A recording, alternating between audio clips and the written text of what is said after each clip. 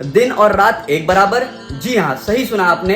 ऐसा भी एक फिनोमेना है जब दिन और रात एक बराबर होते हैं, यानी 12 घंटे सूरज की रोशनी और 12 घंटे अंधेरा। ये फिनोमेना साल में 2 बार होता है, जो कि मार्च 20 और 21 को, तो वहीं 22 और 23 सितंबर को होता है। जी हाँ, इसे बोलते हैं इक्विनॉक्स यानी कि विषुव, जो कि नॉर्दर्न हेमिस्फेयर और सदर्न हेमिस्फेयर में वाइसे वर्सा यानी कि रिवर्स होता है। यानी कि जो नॉर्दर्न हेमिस्फेयर में होगा, सदर्न हेमिस्फेयर में उसके रिवर्स होगा। अब देखिए, नॉर्दर्न हेमिस्फेयर क्या है? हमारी पूरी पृथ्वी को अगर आप 2 भागों में बांटें तो उत्तरी गोलार्ध और दक्षिणी गोलार्ध, जिसे हम बोलते हैं नॉर्दर्न और सदर्न हेमिस्फेयर। हम सब जानते हैं कि पृथ्वी हमारी स्पेस में स्ट्रेट नहीं है, वो ऐसे रोटेट हो रही है, घूम रही है। और न सिर्फ घूम रही है बल्कि वो 23.5 डिग्री के ऑर्बिटल प्लेन से परपेंडिकुलर एक्सिस में टिल्ट भी, यानी कि पृथ्वी ऐसे नहीं है, वो तिरछी है, हल्का 23.5 डिग्री के एंगल पे टिल्ट है।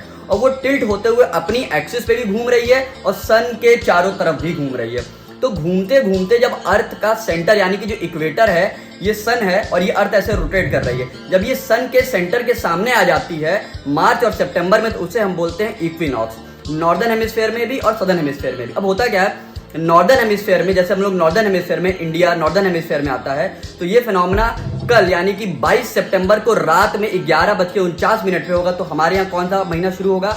ऑटम यानी कि शरद ऋतु। तो वही